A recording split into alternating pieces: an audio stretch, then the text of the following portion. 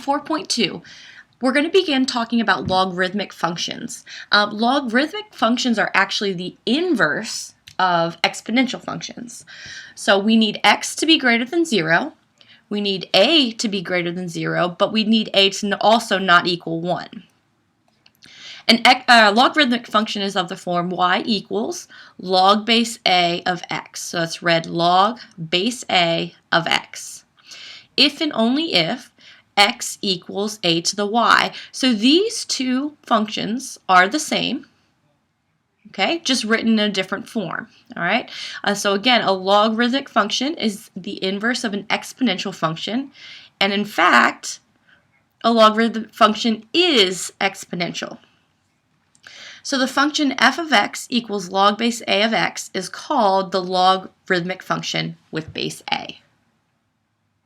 Now let's look at the graphs of logarithmic functions. We have two types of logarithmic functions, logarithmic growth and logarithmic decay, just like we had exponential growth and exponential decay. So logarithmic growth is going to occur when we have a greater than 1. Okay, so we're going to have growth when our a, our base, is greater than 1. We're going to have decay when our a is between 0 and 1. All right, so let's look at these. First, the x-intercept. For both of these, whether it's growth or decay, the x-intercept is 1, 0. There is no y-intercept. Instead of having a horizontal asymptote like we did with the exponential function, we now have a vertical asymptote. So you can see there's this vertical line that the graph never touches, and it's the same vertical line whether it's growth or decay, and that line is x equals 0. So my vertical asymptote is x equals 0. Now domain. Domain is the x values. The lowest x value we have is 0, but 0 is not included because it is an asymptote, all the way to infinity. So you can only take the log of a number that is 0 or positive. The range is negative infinity to infinity. Now notice the properties of a logarithmic function are inverse of the exponential function. So your x and your y-intercept have flip-flopped. The vertical asymptote that we have now used to be the horizontal asymptote of our exponential function, and the domain and range have flip-flopped. In the last chapter, we talked about inverse functions. So it's important to know that the inverse of an exponential function is a logarithmic function, and I mentioned that before. It's also important to know that inverses have symmetry across the line y equals x. Well, this dotted line here is the line y equals x. So if I were to fold this graph along that dotted line, you could see that the blue image and the red image are mirror images of each other across that line. Now, this blue line is our exponential function, blue curve is our exponential function. And here are two examples. It could be something like y equals e to the x or y equals 2 to the x. We see its exponential growth. Now, the inverse is this red graph, okay? The inverse of y equals e to the x is y equals log base e to the x, and that is written as ln of x. That's how we write log base e, and we'll talk about that more later. The inverse of y equals 2 to the x is y equals log base 2 of x. Now I want to show you that the other way to write this is that x equals 2 to the y, okay? These two are the same thing, just written in different forms. So we have log form and exponential form. Now you can see a little bit better that this y equals 2 to the x and this x equals 2 to the y are inverses of each other because we've switched the x and the y. Now, knowing that inverses switch the x and the y values, we can look at the properties. The domain of your exponential function was negative infinity to infinity. So the inverse should have that range of the same values. So our range is negative infinity to infinity. The range of my exponential function was 0 to infinity. That means the domain of its inverse should be the same. We had a y-intercept of 0, 1. in our exponential function. So we're going to now have an x-intercept of 1, 0 in the inverse. We had no x-intercept in the exponential function. So when you flip-flop, we're going to have no y-intercept in the logarithmic function. And then the last property is that an exponential function had a horizontal asymptote at y equals 0. Now, in the logarithmic function, we're going to have a vertical asymptote at x equals 0. So you can see the relationship between the exponential function and the logarithmic function and how the properties flip-flop because they are inverses of each other. First example, we're going to examine the graph of a logarithmic function. So it says, find the x-intercept, y-intercept, vertical asymptote, domain, and range of f of x equals log base 4 of x plus 2, and then graph. So what we need to do is it says then graph, but I want to go ahead and do that first. So let's go ahead and draw a little sketch. I know that a logarithmic function, I'm actually going to draw what a regular logarithmic function looks like. A logarithmic function generally, since this base is greater than 1, is going to look something like that. Okay, so I know it's a logarithmic growth. Then I need to look at this plus 2. This plus 2 is on the inside. So when you have addition on the inside, that is going to shift your graph to the left. So this is going to shift to the left too. So I was crossing at 1. That was my x-intercept. If I shift that to the left 2, I'm now going to cross the x-axis at -1. So my graph is going to look more like this. Okay, same shape, just shifted to the left 2. Now let's use that visual image of the graph to find the x-intercept, y-intercept, vertical asymptote, domain, and range. So let's start with x-intercept. All right, just from knowing what the shift was, I already know that the x-intercept is -1. So the x-intercept is -1, 0. I don't have to do any math. The y-intercept. Well, I don't know exactly where it crosses, so I have to use algebra. To find the y-intercept, you're going to make x 0. So I'm going to put y equals log base 4 of 0 plus 2. Okay, that's going to give me y equals log base 4 of 2.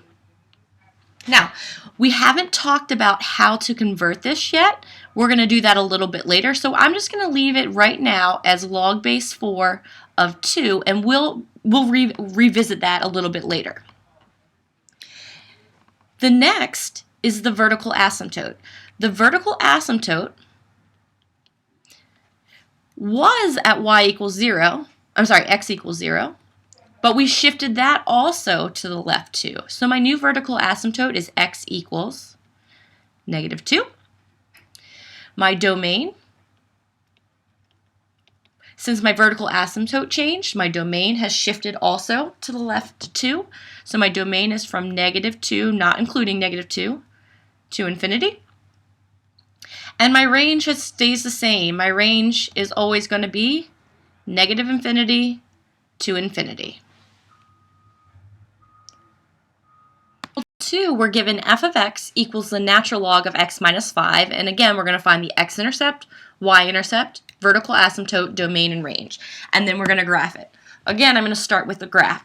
So remember that this ln, this natural log, really means we have the function f of x equals log base e of x minus 5. Okay? Log base e, don't get confused by that. It is a number greater than 1, so we still have logarithmic growth. This minus 5 on the inside is telling me that I'm shifting to the right 5. So let's look at what that graph's going to be. Remember, logarithmic growth normally looks like this, okay? Crosses at 1.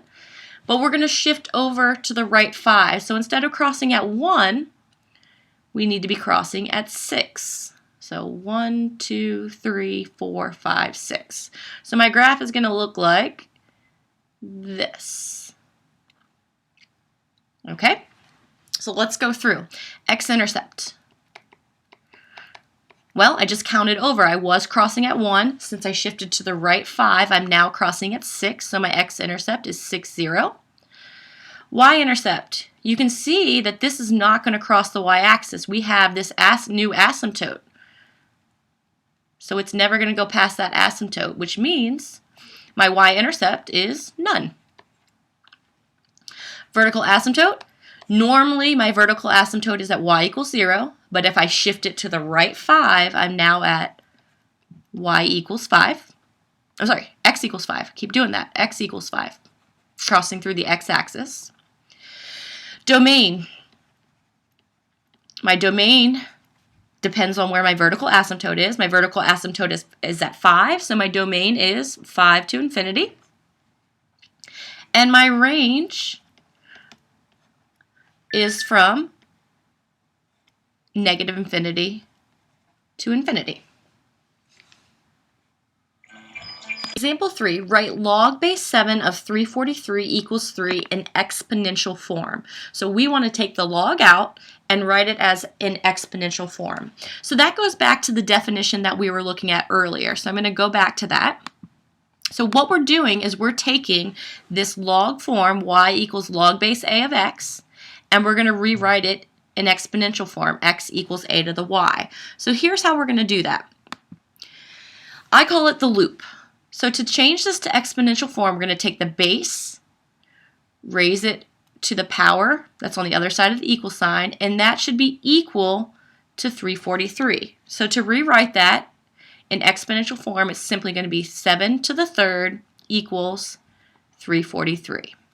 That is now in exponential form. 4, we're going to go in the opposite direction. Now we have it in exponential form, and we want to convert it back to logarithmic form. So I have the little reminder over here. Okay, we have our log form and the matching exponential form. So we have the x equals a to the y form, and we need to change it back to log base a. To do that, it's going to become log base 1/3 of 81 is equal to negative 4. So that is my answer. And you can always check yourself. So I'm going to rewrite it down here. Log base 1/3 of 81 equals negative 4. Do your loop and make sure it comes out correctly. 1/3 to the negative 4th equals 81. 1/3 to the negative 4th equals 81. Okay? And again, you can think of it as a loop in this respect. We're doing 1/3 to the 81st power is equal to negative 4. We're going to use what we just learned about converting a log function into an exponential function to solve this. So it says evaluate log base 4 of 1/64. When I look at that, I have no idea what the answer is. So what I'm going to do is I'm going to write it as log base 4 of 1/64 is equal to something. And I don't know what that something is, so I'm going to call that x. Now I can use what I just learned about taking this log function and rewriting it in exponential form. So I'm going to rewrite it, and I'm going to do my loop. That's going to give me 4 to the x is equal to 1/64.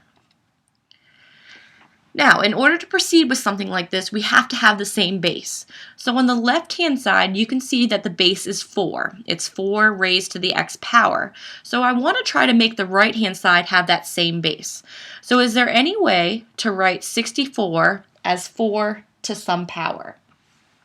And actually there is. So I'm going to rewrite this as 4 to the x equals 1/4 to the third. 4 to the third power gives me 64.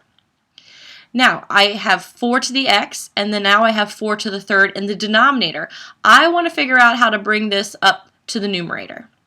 And to do that, what you're going to do is you're going to take the power and you're going to make it negative. So it's 4 to the x on the left-hand side is equal to 4 to the negative third.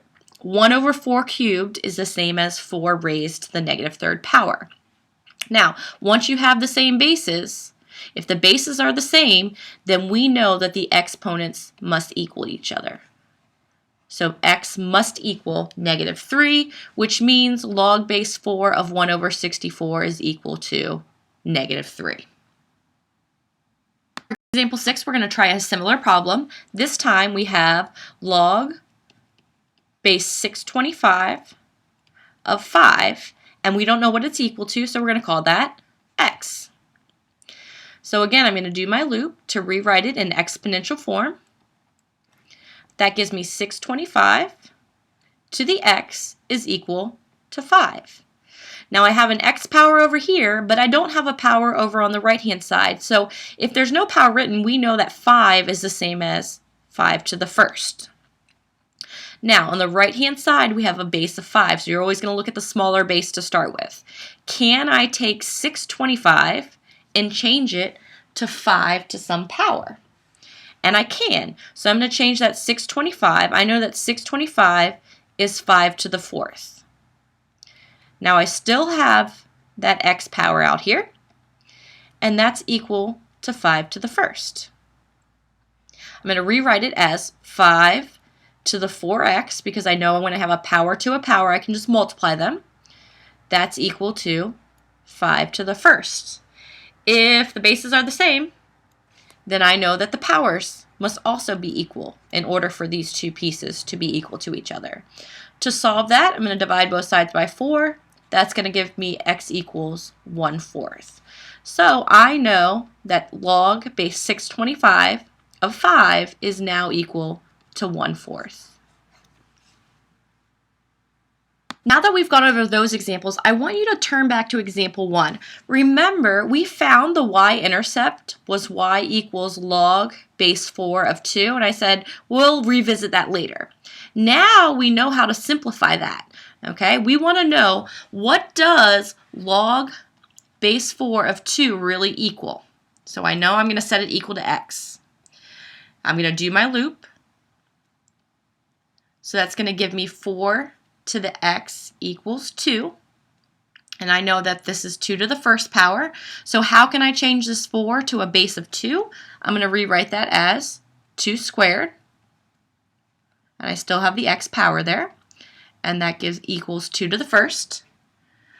So that's 2 to the 2x equals 2 to the 1st. And I know that if the bases are the same, that the powers must be equal. So that means 2x must equal 1. When I solve for x, that's going to give me x equals 1/2. So now I can go over here and say, hey, the y-intercept is really 1/2. Or you can write it as 0, 1/2. So the y-intercept in simplified form, in the form that we're going to want you to have it in, is 1/2, not log base 4 of 2, because that is equal to 1/2. Let's continue on to example 7. They want us to solve log base 5 of x plus 1 is equal to negative 2. Now previously we had a log function, but it wasn't equal to anything, so we set it equal to x. Now we have it equal to a number. So I'm going to start off with my loop. 5 to the negative 2nd is equal to x plus 1. So 5 to the negative 2 is equal to x plus 1. Now I need to solve for x. 5 to the negative 2, remember when you have a negative power, we can rewrite it. When the negative power is in the top, we can send it to the bottom and it becomes positive. So 1 over 5 squared is equal to x plus 1. 1 over 5 squared is 1/25, and we have equals x plus 1. To solve this, I'm going to subtract 1 from both sides, and that's going to leave me with x is equal to negative 24 over 25. Example 8, evaluate log base 2 of log base 3 of 6,561. So this looks a little confusing because we have two logs. Remember though, when we have log of something and we don't know what it's equal to, we're going to say it's equal to x, it's equal to something. So let's do our loop with this first log. That's going to give me 2 to the x is equal to what's inside here. So I'm going to rewrite it as 2 to the x is equal to the inside, which is log base 3 of 6,561. Now, I still have a log, which means I want to rewrite it again and get rid of that log and turn it to exponential form. I'm going to rewrite this with the log on the left-hand side now. So log base 3 of 6,561 is equal to 2 to the x. So just rewrote it. Now, what I'm going to do with that is I'm going to go ahead and do my loop one more time. I'm going to rewrite it as 3 to the 2 to the x power is equal to 6,561. That's going to give me 3 to the 2 to the x power is equal to 6,561. Now, what can I do with that? Well, let's look at how we can break this down. Right now, on my left-hand side, my base is 3. Can I take 6,561 and write it as 3 to some power? So just in your calculator, do 3 to the third, 3 to the fourth, 3 to the fifth until you figure out what it can be broken down to. So that leaves me with, on the left-hand side, 3 to the 2 to the x power is equal to, and actually 6,561 is 3 to the 8th power. Now that my bases are the same, I have 3 on both sides, I know that my powers must be equal. So that's telling me that 2 to the x has to equal 8. Okay. Again, I need to break it down so that I have the same bases. You might be able to look at this and know what x needs to be. If not, continue to break it down to smaller bases. I have 2 to the x over here, so I want to take this 8 and break it down to a base of 2. That's going to give me 2 to the third. 2 to the third is equal to 8. So I now have 2 to the x on the left-hand side, 2 cubed on the right-hand side. Once I know my bases are the same, I know that my powers must equal each other. So x must equal 3. Example 9, evaluate e to the natural log of 20. So this refers back to your properties that you have in the beginning of your notebook. Now, e to the natural log of 20. Remember that natural log is log base e. So I'm going to rewrite this as e to the log base e of 20, just so you realize natural log is the same as log base e. Well, I know that an exponential function, which is e raised to a power, is an exponential function, and a log function are inverses of each other if they have the same bases. So we have base e, and we have another base e, so they are going to undo each other. That leaves me with 20. Okay, so e to the natural log of 20 is just simply 20. Then we're going to find the exact value of log base 5 of the 11th root of 5. And it says without using a calculator, just like we've been doing, okay? But later on, I'm going to show you some calculator techniques that could help you with these problems. Now, I don't know what the answer is, so I'm going to say it's equal to x. And then I'm going to do my loop to rewrite it in exponential form. 5 raised to the x power is equal to the 11th root of 5. So on the left-hand side, I have 5 to the x. I have a base of 5. On the right-hand side, I also have a base of 5. The 11th root can be written as raised to the 1 over 11 power. Okay? Whenever you have a root, it's 1 over whatever that root is. So now I have the same base. Both of them are 5, so I can take my powers and set them equal to each other, and that gives me x equals 1/11. So that is what log base 5 of the 11th root of 5 is equal to, 1/11. Example 11, evaluate 12 to the log base 12 of 15 minus log base 12 of 12 to the third. So let's look at these as two separate pieces. We have 12 to the log base 12 of 15, and I have log base 12 of 12 to the third. So notice I have this exponential function of 12 on the left-hand side, and I have a log base 12. Remember, when the bases are the same, they're going to undo each other. So that leaves me with 15 on the left-hand side. Well, I have the same case over here, okay? Log base 12 of 12 cubed. I have a log base 12, and I have this 12 exponential function. So again, they're going to cancel out, and I'm left with 3. Well, if I go back and look at the problem, it's telling us to subtract those two values. So 15 minus 3 leaves me with 12.